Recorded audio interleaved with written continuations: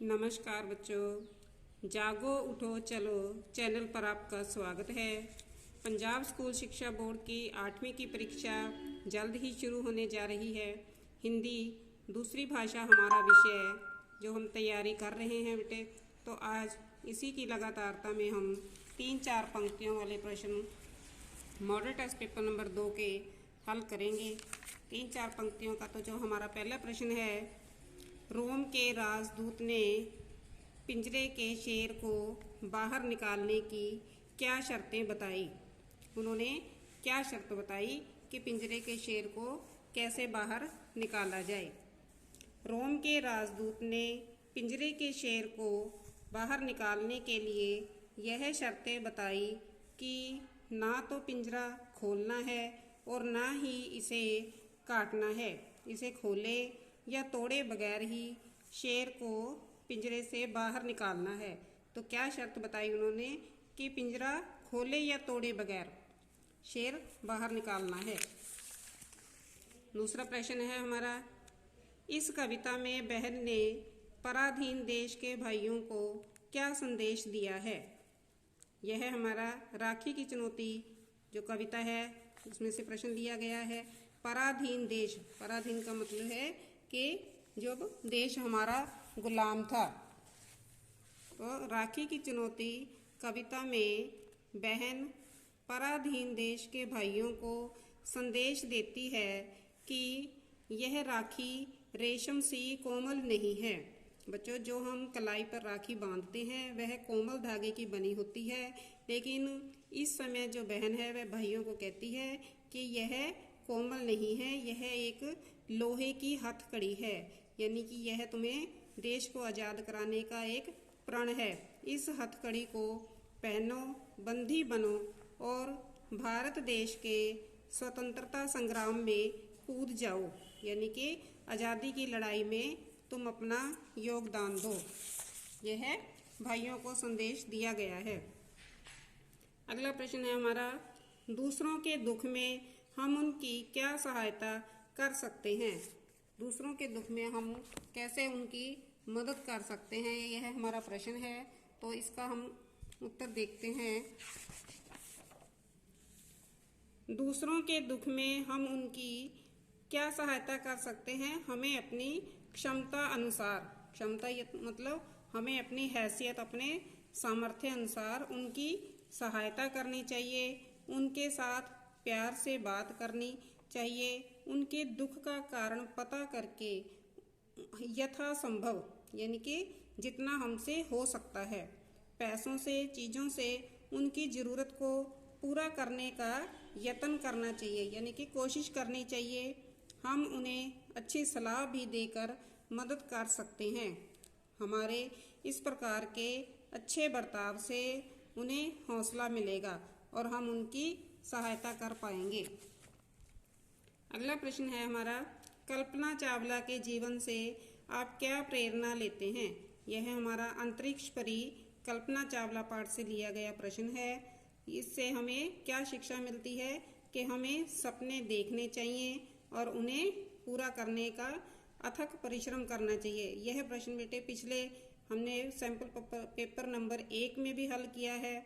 उसका लिंक भी मैंने अब डिस्क्रिप्शन बॉक्स में दिया है, तो वहाँ से भी आप इस प्रश्न को अच्छे से कर सकते हैं। आज हम इसके साथ ही एक पेपर और हल करेंगे बेटे। अगला प्रश्न है, प्लेटफार्म पर हमें क्या क्या नहीं करना चाहिए। यह हमारा जो प्रश्न है यह है हमारा मेट्रो रेल का सुहाना सफ़र जो हमारा पाठ है उसमें से लिया गया है। तो हमें किन किन बातों का ध्यान रखना चाहिए कि हमें वहाँ पर कैसे करना चाहिए। तो यह हमारा प्रश्न है, प्लेटफार्म पर हमें पीली पट्टी को पार नहीं करना चाहिए। रेल की पटरी पर कभी भी नहीं जाना चाहिए। प्लेटफार्म पर थूकना नहीं चाहिए, गंदगी नहीं फैलानी चाहिए और कोई वस्तु खानी पीनी नहीं चाहिए। तो हमें किन किन बातों का ध्यान रखना चाहिए कि साफ सफाई का और रेल की पटरी पर ना जाएं, क्योंकि इससे दुर्घटना होने की संभावना हो जाती है। आगे प्रश्न है, राजा जनक के दरबार में अष्टावक्र को देखकर जब सभी हंसने लगे तो अष्टावक्र ने क्या कहा? यह हमारा प्रश्न जो है मन के जीते जीत पाठ में से लिया गया है। इसमें अष्टावक्र शब्द का क्या अर्थ है? अष्टावक्र का अर्थ है जो 8 जगह से टेढ़े मेढ़े हों, यानी कि जिनका 8 जगह से कर्व डला हो, वक्र हो। तो सभी हंसने क्यों लगे और तब उन्होंने क्या जवाब दिया? अष्टावक्र ने कहा, गन्ने के टेढ़े मेढ़े होने से उसकी मिठास में कमी नहीं आती, यानी कि जो गन्ना है वह जगह जगह गांठें पड़ी होती हैं, टेढ़ा मेढ़ा होता है, लेकिन फिर भी उसका रस मीठा होता है।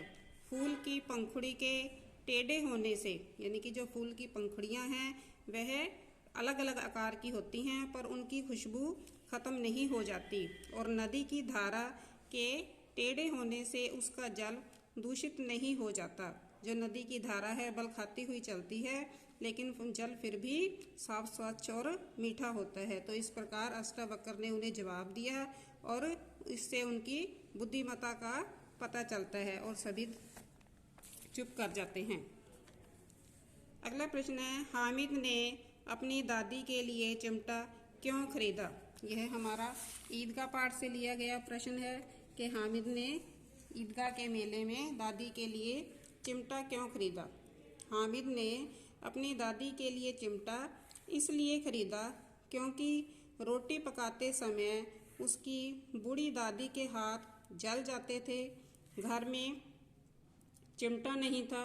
हामिद ने सोचा कि चिमटे को पाकर दादी खुश हो जाएगी और उसे दुआएं देगी, उसकी उंगलियां भी ना जलेंगी, तो और घर में एक काम की चीज़ भी हो जाएगी। तो हामिद ने क्या सोचा कि दादी की उंगलियां ना जलेंगी और घर में एक अच्छी चीज़ आ जाएगी और इस प्रकार दादी खुश होगी। तो उसने और कुछ ना खाकर उन पैसों से लोहे का चिमटा ही खरीदा।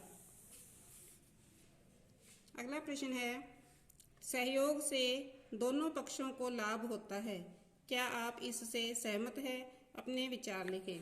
हाँ जी, तो यह हमारा सहयोग पाठ से लिया गया प्रश्न है कि सहयोग से दोनों पक्षों को लाभ होता है।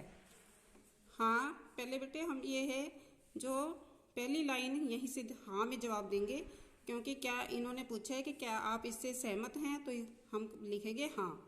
हाँ, हम इस बात से सहमत हैं कि आपसी सहयोग से हाँ दोनों पक्षों को लाभ होता है। इससे हम अपनी कमियों को दूर कर सकते हैं। अपनी सहयोग से हमारे कठिन काम भी सरल हो जाते हैं।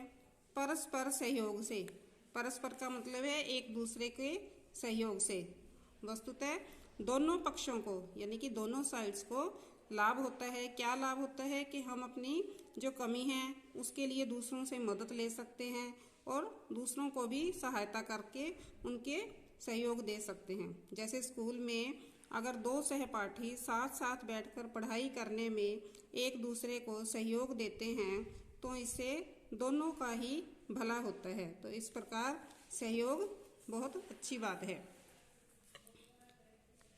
इन क्रांतिकारियों ने साइमन कमीशन का विरोध किस प्रकार किया? तो यह हमारा प्रश्न जो है वह सरफरोशी की तमन्ना पाठ से लिया गया है। किन क्रांतिकारियों ने? भगत सिंह, चंद्रशेखर आजाद, राजगुरु, इन क्रांतिकारियों ने साइमन कमीशन का विरोध कैसे किया? भारत के देशभक्तों ने लाला लाजपत राय की अगुवाई में, अगुवाई मतलब उनकी नेतृत्व, उनकी लीडरशिप में उन्हें हेड बनाया गया, साइमन कमीशन का विरोध किया। शहीद भगत सिंह, चंद्रशेखर आजाद आदि क्रांतिकारियों ने, यानी कि जो देश को आज़ाद कराने की लड़ाई चल रही थी, क्रांति चल रही थी, उन क्रांति को करने वाले क्रांतिकारियों ने उनका नेतृत्व यानी कि लाला लाजपत राय का नेतृत्व स्वीकार कर लिया, यानी कि मान लिया। क्रांतिकारियों ने साइमन कमीशन को वापस जाने के नारे लगाए। उन्होंने शांतिपूर्वक इसका विरोध किया। यानी कि कोई दंगा फसाद ना करके शांतिपूर्वक नारे लगाकर इसका विरोध किया। तो इस प्रकार ये बच्चे 2 टेस्ट पेपर हमने हल किए हैं। तो आप 3-4 पंक्तियों वाले जो प्रश्न उत्तर है उनको ध्यान से करना। ज़्यादातर बच्चे इन प्रश्नों को नज़रअंदाज करते हैं, जिससे उनके प्रश्नों में अंकों में कमी आ जाती है। तो ध्यान से करना और दूसरे बच्चों को भी ये वीडियो शेयर करना। धन्यवाद बेटे।